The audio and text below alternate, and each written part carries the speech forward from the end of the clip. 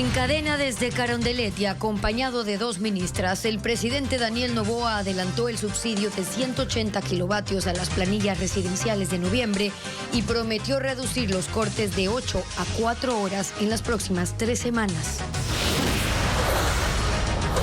Para reducir la duración de los apagones, el gobierno tendrá que usar las reservas de las hidroeléctricas de Azuay, pues solo a partir de la segunda semana de noviembre contará con algunos megavatios de nuevas termoeléctricas.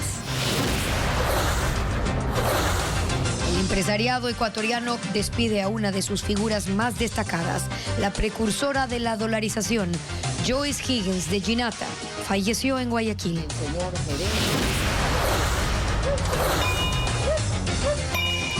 Los animeros recorren las calles de Patate vestidos de blanco y con una campana en la mano, rezando por las almas. Es una tradición que lleva 105 años por el Día de los Difuntos. El grupo palestino Hamas confirmó la muerte de su líder Yahya Sinwar y busca un sucesor, mientras Israel asegura que el trabajo aún no está completo y buscan eliminar por completo a la guerrilla. Buenas tardes, amigos. Comenzamos. El gobierno anunció que los apagones se reducirán de forma paulatina en las próximas 3 semanas. Gaby. Hola, Estefi, amigos, bienvenidos. La medida se aplicará únicamente para el sector residencial con 5 millones de usuarios.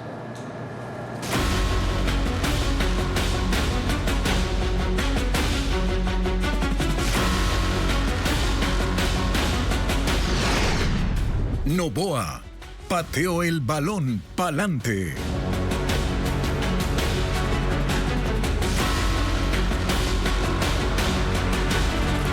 El presidente Daniel Noboa apareció públicamente para hablar sobre la crisis de los apagones que ya llevan 3 semanas. Lo hizo en un video difundido en redes sociales donde anunció que desde noviembre subsidiará las planillas eléctricas.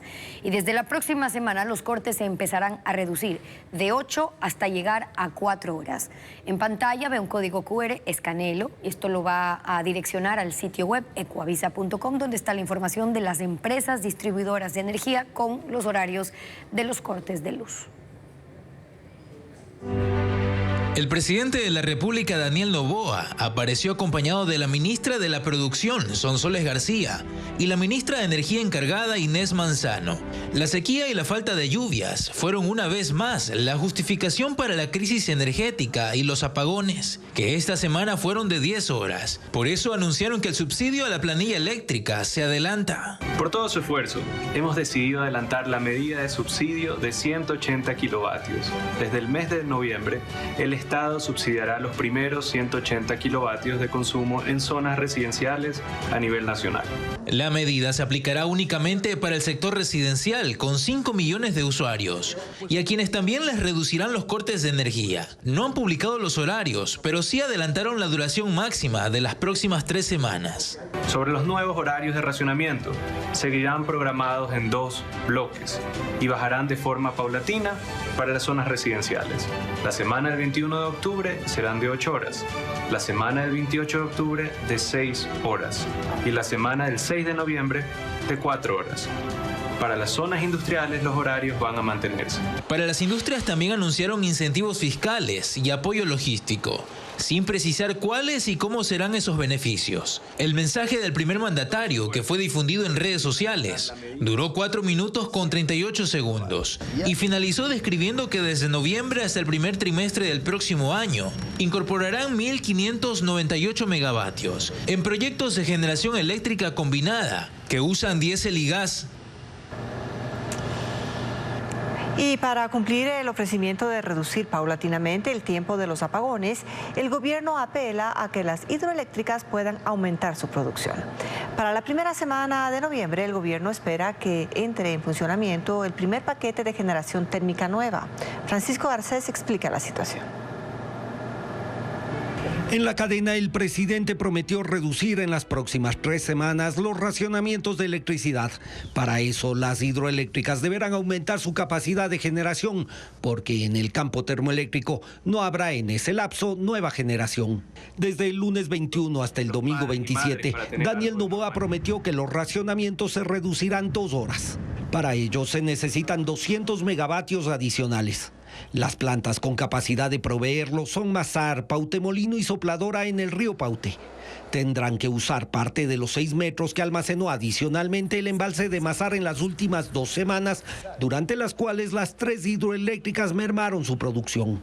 La segunda semana, los racionamientos deben bajar 2 horas más, según lo anunciado por el presidente. Para eso se necesitan otros 200 megavatios que también deberán salir de las hidroeléctricas. La promesa se basa en la confianza de que sus condiciones mejoren o al menos se mantengan estables. Es decir, que Coca-Cola Sinclair tenga agua suficiente para producir por lo menos 500 megavatios de los 1.500 que puede generar y que el caudal del río Paute aumente en las próximas semanas para que sus 3 hidroeléctricas incrementen su producción en un 10%. La tercera semana, cuando el racionamiento debe bajar a 4 horas, es menos compleja para que se cumpla el ofrecimiento presidencial. Sí necesita que las hidroeléctricas entreguen 150 megavatios adicionales, pero entrarán en operación 50 megavatios de generadores comprados y que deben instalarse en Quevedo. A finales de noviembre, el gobierno contará con 200 nuevos megavatios de termoeléctricas gracias a los generadores comprados para Esmeraldas y el Salitral en Guayas. Y aún así, esa provisión no cerrará el déficit de generación que en su mayoría sigue dependiendo de si hay o no lluvias en las hidroeléctricas. Aunque los inversionistas han señalado que garantizar el pago de la energía que le proveerían al Estado es una necesidad imperiosa, la Comisión de Desarrollo Económico de la Asamblea Nacional retiró el proyecto remitido por el Ejecutivo, los artículos que se referían a este tema.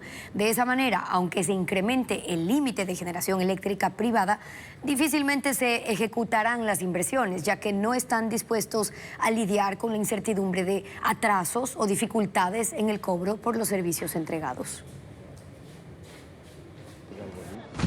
En el proyecto de ley económica urgente que remitió el gobierno para afrontar la crisis energética, constaba la propuesta de crear una garantía de pago a los generadores privados por la energía que le provean al Estado. Según el proyecto, la garantía se canalizaría a través de deuda pública o fideicomisos. Esto era un requerimiento de los interesados en invertir, el reflejo de la desconfianza histórica en la seriedad del Estado para pagar sus obligaciones. Una expresión que ya ha sido manifestada antes por los gobiernos autónomos descentralizados, también por el IES. Pese a ello, en la Comisión de Desarrollo Económico que analiza el proyecto, eliminaron la garantía de pago, obviando una realidad: que en el modelo monopólico de gestión energética, siendo el Estado el único a quien se le puede vender la energía que genere un privado, la garantía de pago es una necesidad y no un capricho. La eliminación de las garantías del proyecto que será debatido este domingo se alinea con la intención manifiesta de mantener intacto el círculo perverso del monopolio estatal. Y es evidente porque aunque se amplíe el límite de generación incrementando teóricamente el número de proveedores, el cuello de botella se mantiene, porque el mercado está amarrado, porque los usuarios no pueden elegir libremente a quién le compran, porque tarde o temprano todo pasa por el Estado, por su burocracia, por sus ineficiencias y también por los intereses de los gobiernos de turno. Eliminar la garantía de pago a los inversionistas en energía vuelve a dejar al país dando vueltas en círculos. Y no es un asunto menor. Es el revelador de que los cambios que se analizan en el legislativo no implican reformas profundas. La estructura se mantiene intacta. La estructura que mantiene hoy al país en la oscuridad.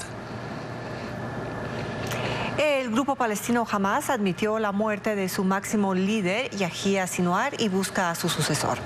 Para Israel, la lucha contra el terrorismo no está terminada, pero Estados Unidos, su principal aliado, cree que ahora existe una oportunidad para alcanzar el cese al fuego, a pesar de las advertencias de Hamas. Reporta Pedro Jiménez. Yahya Sinwar es el quinto alto dirigente de la organización extremista muerto en operaciones atribuidas a Israel. Inmediatamente antes fue el jefe del buró político Ismail Haniyeh en un ataque contra la residencia que ocupaba en Irán. Y según el ministro de Defensa de Israel, son parte de una larga lista de eliminaciones que incluyó a Mohamed Deif, comandante de las brigadas Al-Qassam, el ala militar de Hamas que ejecutó el ataque del 7 de octubre de 2023. Contra Sinwar, Haniyeh y Deif, la Corte Penal internacional había pedido órdenes de captura tras la acción terrorista. El primer ministro de Israel, Benjamín Netanyahu, asegura que el trabajo aún no está completo. Ha prometido seguir la guerra hasta eliminar totalmente la amenaza que representa el grupo palestino. Estados Unidos, principal aliado de Israel, dice a través del secretario de Defensa, Lloyd Austin, que la muerte de Sinwar elimina un gran obstáculo en el camino para conseguir la paz entre israelíes y palestinos, porque Sinwar, dijo, se dedicó a arruinar el curso de las conversaciones y comparte con Israel la posición de que la prioridad sigue siendo el retorno de 101 rehenes. Aunque Israel ha eliminado la primera línea de mando de Hamas, hay otros dirigentes que pueden suceder a Yahya Sinwar, entre ellos su hermano Mohammed, militante de la organización, Khaled Meshal, antiguo jefe político, o Khalil al-Haya, jefe negociador del grupo Hamas. Este último, en un video publicado esta mañana, dijo que no habrá liberación de rehenes sin condiciones. Esos rehenes no les serán devueltos, dijo, a menos que detengan la agresión contra nuestro pueblo en Gaza, retiren completamente las tropas y liberen a todos los presos palestinos en cárceles de Israel. La posición de Israel, en cambio, es que esos rehenes deben ser liberados de inmediato.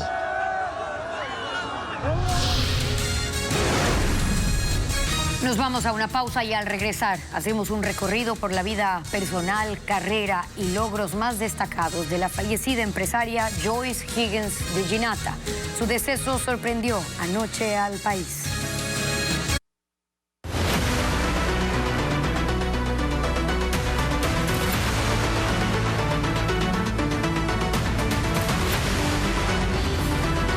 Apagones. ¿Cómo cambió mi vida? Un especialista ganadero en Morona, Santiago, y un operador turístico en Tungurahua contaron a Televistazo cómo se están adaptando porque los apagones les han cambiado la vida.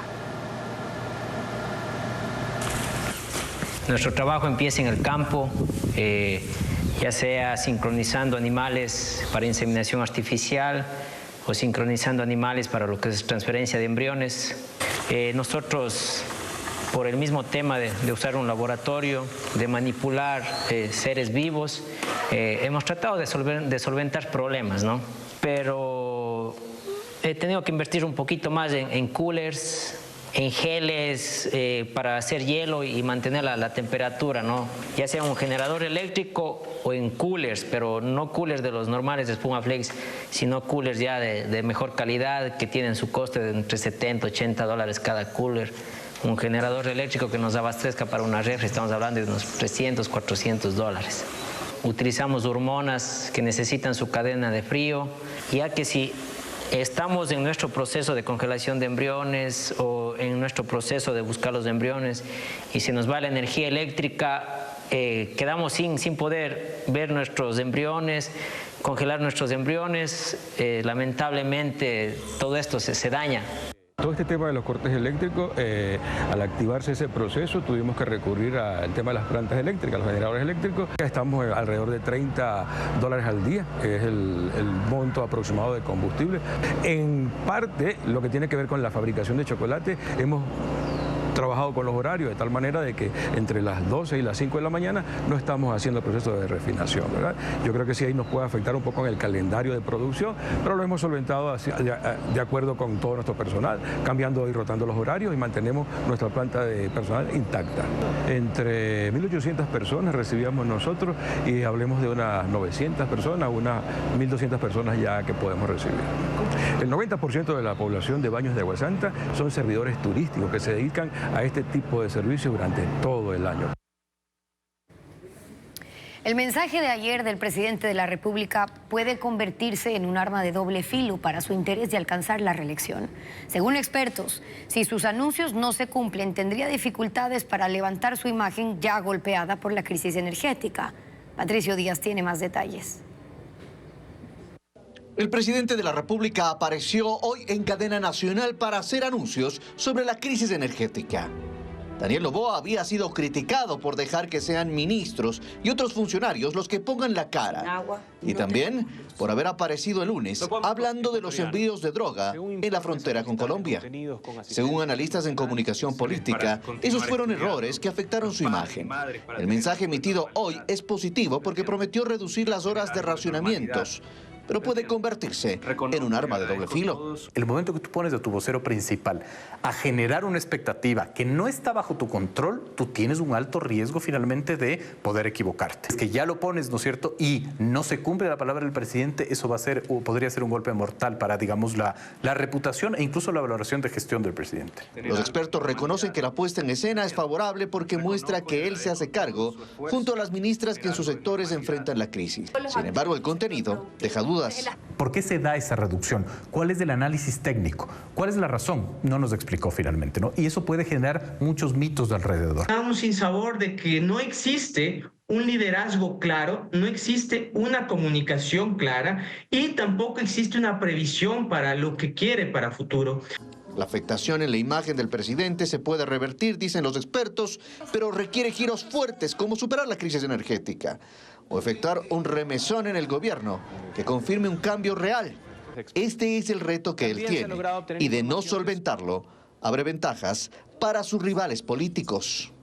Y este panorama político se vive a menos de 4 meses de las elecciones presidenciales.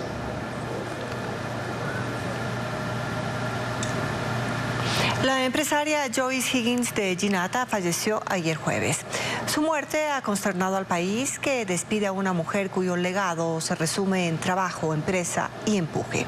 Tuvo siempre una participación destacada en el ámbito de la industria y el comercio. Y no es exagerado decir que su ejemplo ayudó a abrir el camino para muchas mujeres ecuatorianas.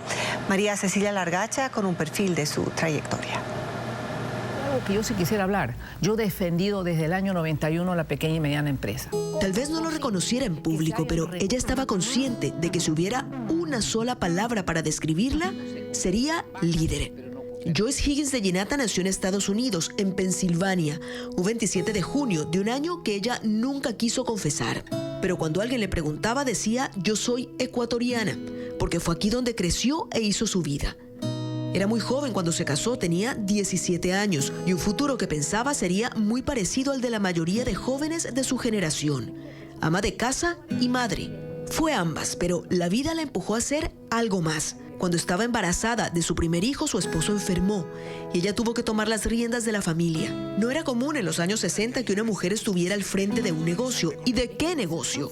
Una compañía que vendía hierro para construcción, pero nuevamente nacida para ser líder, condujo exitosamente la compañía, hasta convertirla en una gran mayorista de ferretería. El Ferrisariato. Su empresa fue creciendo y diversificándose. Abrió varias sucursales hasta que 8 años después lo vendió, siendo ya una de las cadenas más importantes del país. Su nombre empezó a hacerse conocido en los ámbitos industriales y comerciales. Varias veces contó que en esa época debía asistir a reuniones y eventos en los que ella era la única mujer, pero que nunca se desanimó por eso. Es más, no se conformó. Con toda la responsabilidad a cuestas decidió que quería un título, así que entró a estudiar ingeniería comercial. Ya para los años 90, Joyce de Ginata era la presidenta de la Cámara de la Pequeña Industria y su voz comenzó a escucharse cada vez más. El auge de la mujer actual, inclusive a nivel mundial, es indiscutible, ya que ha alcanzado posiciones notables por su talento, dedicación, perspicacia y constancia. Fue una de las primeras personas en lanzar oficialmente una propuesta, una tesis para dolarizar al Ecuador. Era 1998, 2 años antes de que la dolarización llegara, y cuando finalmente el país fue golpeado por la crisis del 2000, ella insistió en su postura, antes de que el gobierno congelara los fondos. Para esa época su voz se había escuchado en foros y simposios. Ella defendía que la dolarización se debía hacer con un tipo de cambio de 7.000 sucres por dólar, luego de 10.000, luego de 12.500, y cuando finalmente el país adoptó el dólar, ella no celebró. Estuvo vigilante, porque los primeros años sentía que se había avanzado poco en prosperidad y temía retroceder en el proceso. No podemos seguir. Fue una de las personas que organizó y encabezó la llamada Marcha de los Crespones Negros, una protesta multitudinaria que pretendía rechazar la crisis bancaria y la situación del país.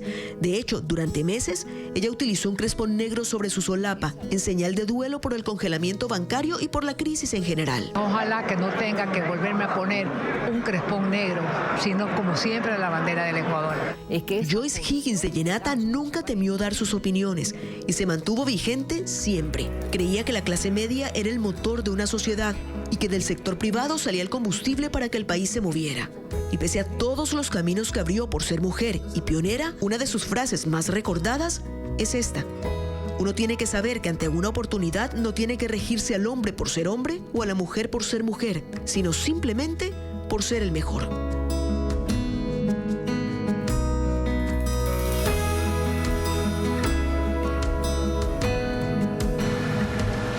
Los familiares de la empresaria Joyce Higgins de Ginata indicaron que su sepelio se realizará en Parque de la Paz este sábado 19 de octubre al mediodía. Paz en su tumba.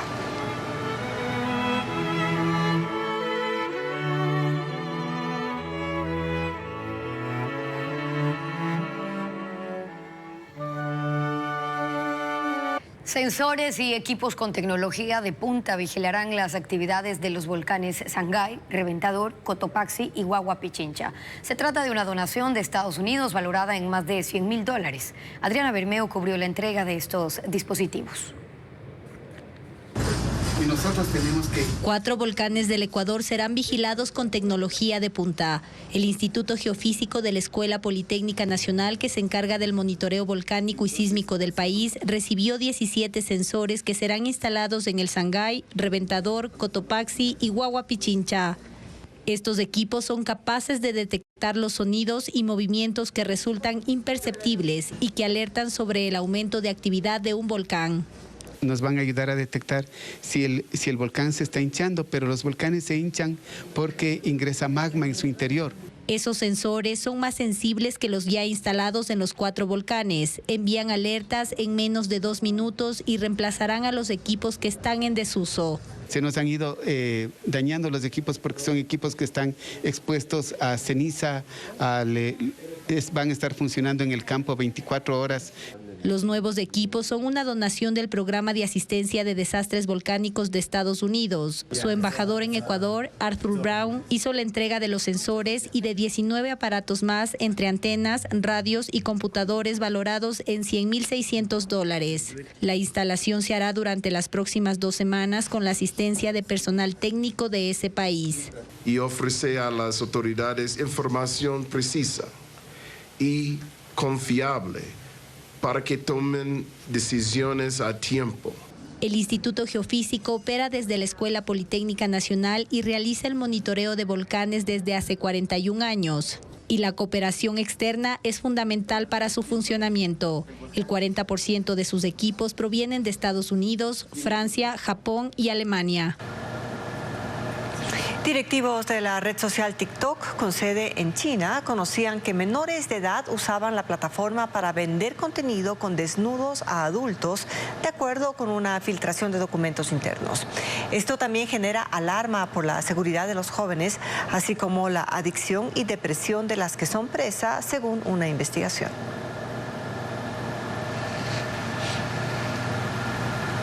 La aplicación TikTok está nuevamente en la mira luego de conocerse que los directivos de la plataforma de videos estaban al tanto de que miles de niños y jóvenes se desnudaban en transmisiones en vivo a cambio de pagos hechos por adultos.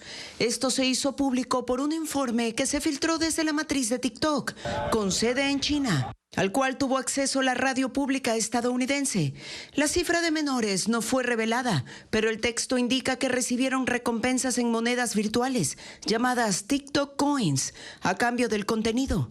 El informe agrega que los ejecutivos conocían cómo el algoritmo de TikTok crea adicción entre sus usuarios, lo que deriva en insomnio, ansiedad, deterioro de habilidades sociales. Además, provoca depresión por el uso de filtros que distorsionan la imagen. En abril de 2022, la revista Forbes denunció cómo TikTok se había convertido en una especie de club de nudistas lleno de jovencitas. Y en diciembre, la plataforma anunció cambios en sus directrices para aplicar medidas de restricción. Esto tras conocer que se avecinaba una demanda colectiva. La demanda llegó la semana pasada. Fue presentada por una coalición bipartidista de fiscales de una docena de estados de Estados Unidos. Los fiscales exigen sanciones económicas que incluyan la devolución de los montos que obtuvo TikTok a costa de los adolescentes. Esto citando un estudio de Harvard que afirma que recibieron 16.000 millones de dólares en ingresos en 2023, de los cuales 2.000 millones son de publicidades dirigidas a jóvenes de entre 13 y 17 años. La policía de Bolivia desplegó un operativo de búsqueda de la joven que sufrió abuso sexual por parte del expresidente Evo Morales. La joven de 23 años y su hija de 8, la cual nació producto de la relación con Morales en 2015, fueron vistas por última vez el 2 de octubre en un colegio en la ciudad de Yacuiba. Desde entonces se desconoce el paradero de ambas. El caso se conoció luego de que Morales fuera citado por la Fiscalía para que rindiera su testimonio dentro de una investigación en su contra por estupro, trata y tráfico de personas. Desde entonces, sus seguidores amenazan con bloquear todas las carreteras del país si su líder es arrestado.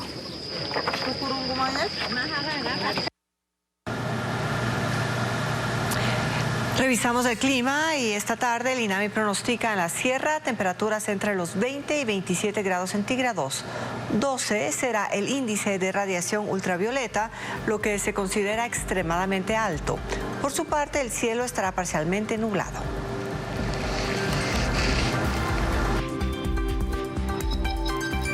En la costa, las temperaturas de la tarde variarán entre los 26 y 33 grados centígrados. El índice de radiación ultravioleta será 8. Esto se considera muy alto, mientras que el cielo estará parcialmente nublado, según información del INAMI. En Ecuador se debate el retorno de las bases militares extranjeras para cooperar en el tema de seguridad. El gobierno ha planteado la pregunta para un posible referéndum y deja abierta la posibilidad de que el tema se resuelva acorde a la ideología del futuro gobernante que elija el país en 2025. El gobierno busca el retorno de bases militares extranjeras al país y esa decisión ya tiene un proceso establecido que llevaría a que el Ecuador decida en las urnas. Esto posiblemente en la primera o segunda vuelta presidencial en febrero próximo. Es un tema de debate en el país, pero se abre otro. En la pregunta no se especifica de dónde serían las fuerzas militares que llegarían al Ecuador en caso de ganar el sí. Un vacío que en el contexto geopolítico es clave y que fue planteado en Contacto Directo esta mañana. Yo me pongo a pensar, pongamos que en las elecciones del año entrante no gana el presidente Noboa. Gana cualquier otra fuerza política. Y esa fuerza política, con la aprobación de esta base militar en el país, en vez de traer fuerzas provenientes, digamos así, de los Estados Unidos, decide traer de China. ¿Qué pensaría el país? ¿Qué pensaría o qué pasaría con el Ecuador? A mí me parece que ese tipo de decisiones no pueden ser tomadas de la forma en que se han tomado. Tal y como está la pregunta, quien llegue a gobernar el Ecuador a partir del 2025 es finalmente quien decidiría a qué país o bloque alinearse. Una decisión de ese tipo no solo es establecer una base militar en el país, eso tiene acuerdos económicos, internacionales, políticos, etcétera. Este es otro de los temas que se ventilarán en la campaña electoral. Una obra teatral que cuenta los oscuros juicios de las brujas de Salem, 2 eventos musicales con artistas ecuatorianos y el estreno de una película de acción. Son parte de las actividades de este fin de semana. Estefanía Arias con la agenda de entretenimiento.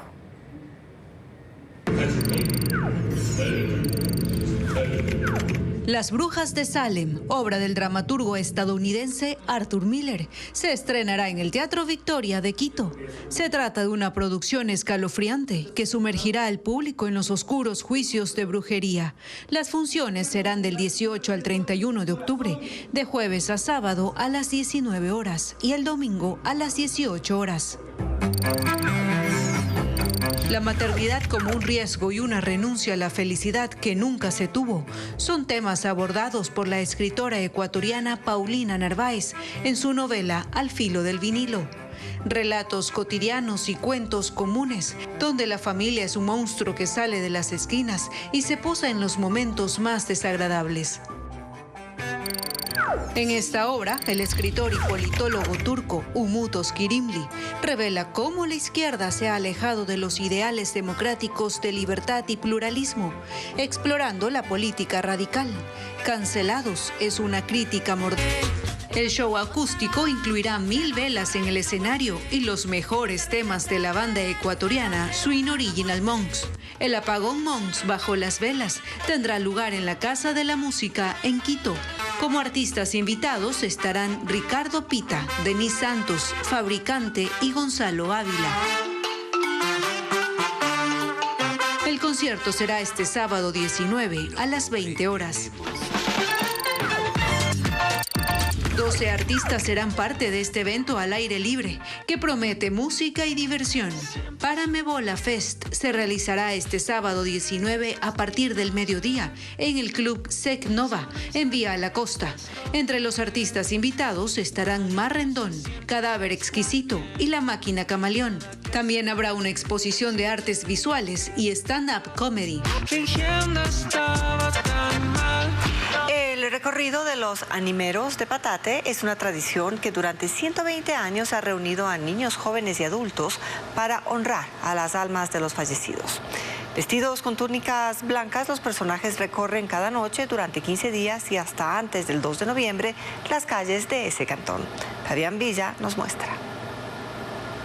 Cuando el silencio de la noche envuelve a Patate, las campanas rompen la quietud a las 9, marcando el inicio del recorrido de los animeros.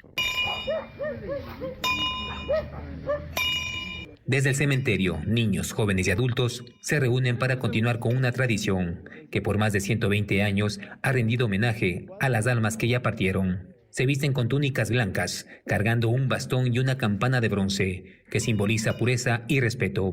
Con una plegaria, los 10 animeros inician una procesión de 50 cuadras.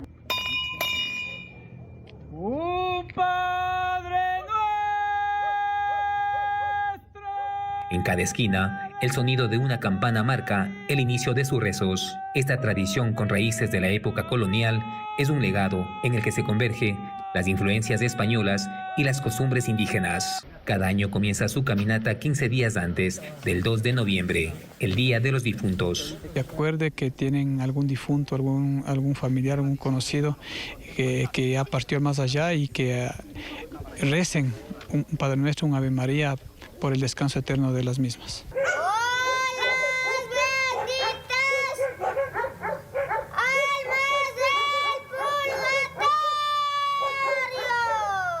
Daniel Cisneros, de 9 años, es animero desde el 2021. Porque desde pequeña me gustaba dar alimento a los animeros y desde ahí me gustó salir. Después de recorrer durante 4 horas las calles de Patate, los animeros regresan al cementerio, donde realizan sus rezos finales y se despiden de las almas, hasta que la noche siguiente los vuelva a convocar.